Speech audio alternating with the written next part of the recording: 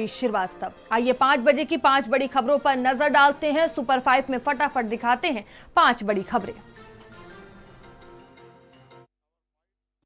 AI के प्रयोग से उत्तर प्रदेश को हेल्थ के साथ साथ इनोवेशन सेक्टर का पावर हाउस बनाने की तैयारी में उत्तर प्रदेश की योगी सरकार है। मुख्यमंत्री योगी आदित्यनाथ ने आज एक होटल में इस पूरे कार्यक्रम का उद्घाटन किया। 2 दिन तक ये कार्यक्रम चलेगा, जिसमें तमाम देश से विशेषज्ञ जो हैं इस कार्यक्रम के जरिए अपनी बातों को लोगों को बताने का प्रयास करेंगे। आने वाला समय सभी को पता है कि किस तरीके से एआई के माध्यम से आगे बढ़ रहा है। मुख्यमंत्री योगी आदित्यनाथ ने यह भी कहा कि 2017 के बाद हमारे सामने जो सबसे बड़ी चुनौती निकल कर आई वो थी स्वास्थ्य संबंधी। आज घर बैठे लोग डॉक्टर से कंसल्ट करके अपनी समस्याओं का समाधान कर ले रहे हैं और हम चाहते हैं कि ग्रामीण इलाकों में भी एआई की व्यवस्था को पहुंचाया जाए, जिससे ग्रामीण इलाकों को डॉक्टरों के पास इलाज के लिए ना भटकना पड़े, बल्कि एक फोन कॉल के माध्यम से वो डॉक्टर से कंसल्ट कर सके और अपनी बीमारी के बारे में पूछ सके। मुख्यमंत्री योगी आदित्यनाथ ने यह भी कहा कि 2017 के पहले उत्तर प्रदेश में किस तरीके की स्वास्थ्य व्यवस्थाएं थी, कितने मेडिकल कॉलेज थे, लेकिन हमारी सरकार ने मेडिकल कॉलेजों की संख्या को बढ़ाने का काम किया है, जिससे स्वास्थ्य व्यवस्था में बढ़ती हुई चिंता पर काबू पाया गया।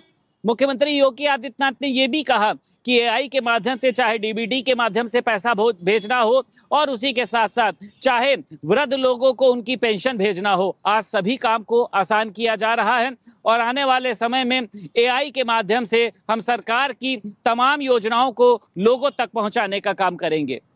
समाजवादी पार्टी के सांसद वीरेंद्र सिंह ने एक बयान जारी किया, जिसके बाद भारतीय जनता पार्टी में खलबली मच गई।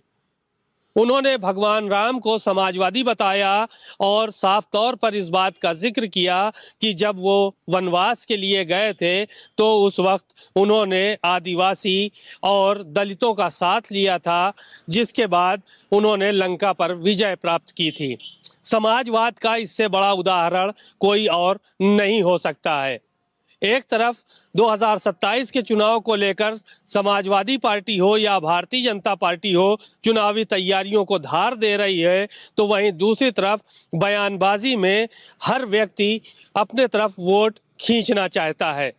कुल मिलाकर ये बात भी कही जा सकती है कि पिछले चुनाव में जिस भगवान राम के सहारे भारतीय जनता पार्टी ने अपनी नैया पार करी थी, अब उस भगवान राम को समाजवादी बताकर वीरेंद्र सिंह ने कहीं ना कहीं भारतीय जनता पार्टी की टेंशन जरूर बढ़ा दी है।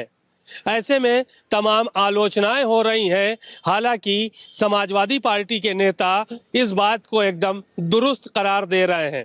तमाम नेताओं को कहना है कि वीरेंद्र सिंह ने जो बात कही है वो कहीं ना कहीं दुरुस्त है और भगवान राम समाजवादी थे और उन्होंने समाजवाद की मिसाल जगह जगह पर पेश की है। चाहे निषाद राज से दोस्ताना का मामला रहा हो या फिर दलित महिला के साथ, शबरी के साथ उनके झूठे बेर की कहानी रही हो, हर जगह उन्होंने समाजवाद की मिसाल प्रस्तुत की है और यही वजह है कि भगवान राम समाजवादी थे। कुल मिलाकर भगवान राम पर कहीं ना कहीं सियासत होने से जो बयानबाजियां हैं वो बढ़ गई हैं। हालांकि इसका लाभ सीधे तौर पर किसको मिलेगा ये आने वाले वक्त में पता चलेगा। पूर्वांचल की मशहूर मंडी में शुमार दाल मंडी अब अतीत का हिस्सा बनने जा रही है। दाल मंडी के भीतर ध्वस्तीकरण की कार्रवाई लगातार जारी है। आपको बता दें कि दाल मंडी के सड़क की अगर बात कर ले तो दाल मंडी की सड़क को 17.4 मीटर चौड़ीकरण किया जाना है और इसके जद में 181 भवन और 6 मस्जिद आ रहे हैं। अब तक 20 मकानों की रजिस्ट्री कर ली जा चुकी है और 8 मकानों की अगर बात कर ले तो 8 मकानों पर हथौड़े द्वारा ध्वस्तीकरण की कार्रवाई कराई गई थी।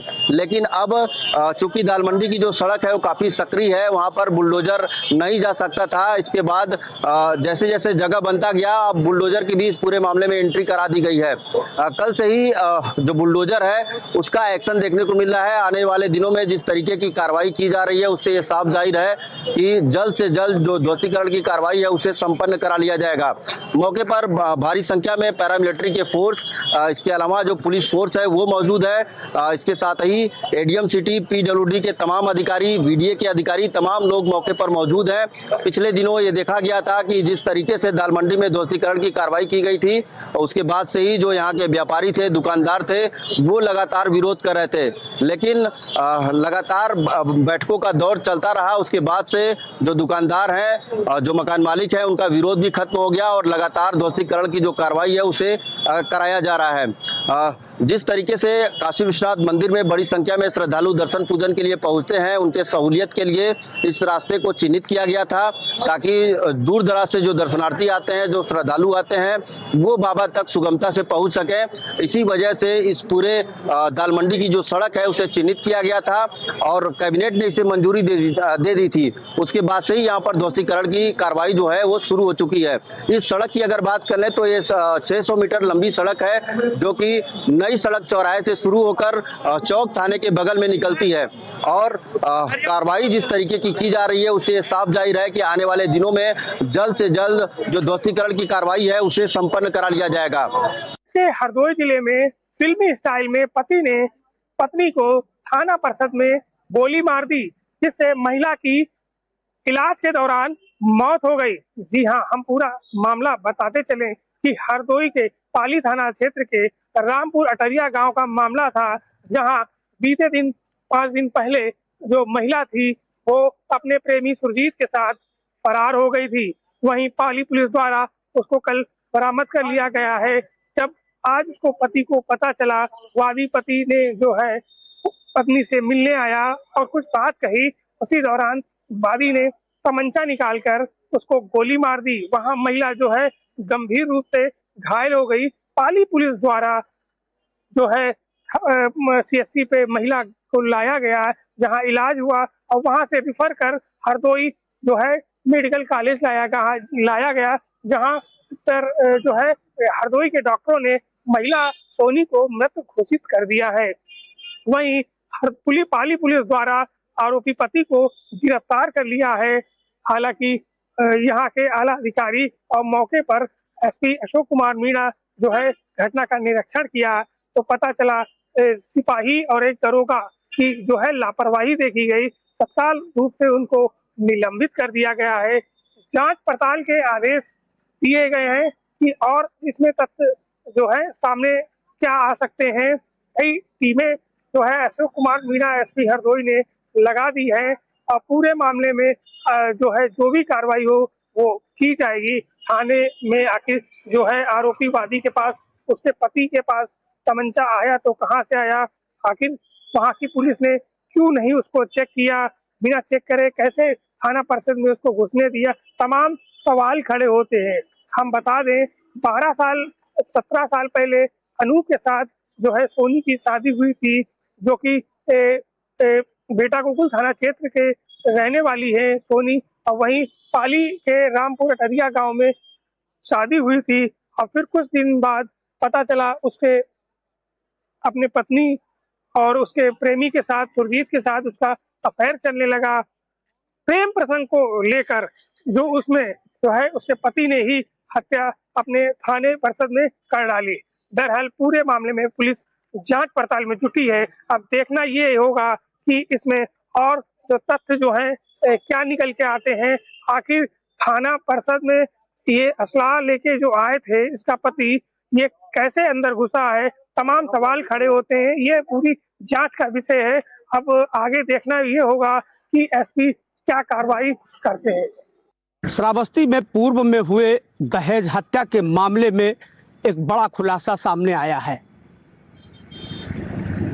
जिस विवाहिता दीपा की मौत का आरोप लगाते हुए परिजनों ने तहरीर देकर कार्रवाई की मांग की थी, उस विवाहिता को पुलिस ने मुंबई के पुणे से जिंदा बरामद कर लिया है। आपको बता दें, श्रावस्ती जनपद के लक्ष्मणपुर गंगापुर गांव में 4 वर्ष पूर्व एक विवाहिता दीपा की शादी हुई थी। 1 अगस्त 2025 को दीपा के परिजनों ने थाने में एप्लीकेशन देकर प्रताड़ना और दहेज की मांग को लेकर हत्या का आरोप लगाते हुए एप्लीकेशन देकर कार्रवाई की मांग की थी, लेकिन पुलिस ने इस मामले में कोई मामला दर्ज नहीं किया था। दीपा के परिजनों ने न्यायालय में प्रस्तुत होकर न्यायालय से कार्रवाई और मुकदमे की मांग की थी। न्यायालय के आदेश के बाद ससुराली जनों पति समेत 6 लोगों पर मुकदमा दर्ज किया गया था।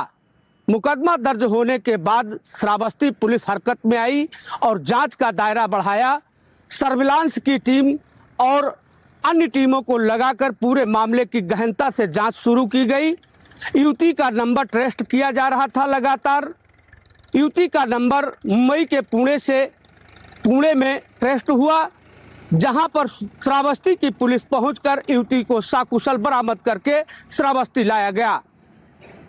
श्रावस्ती लाने के बाद युवती का बयान दर्ज किया जा रहा है। साथ ही पुलिस ने बताया कि ये पूरा मामला एक बड़ा सोचा समझा रणनीति और षड्यंत्र जैसा दिख रहा है और पूरे मामले की गहनता से हर पहलुओं की जांच की जा रही है। इसमें जो भी दोषी होंगे उन पर सख्त से सख्त कार्रवाई की जाएगी। तो ये थी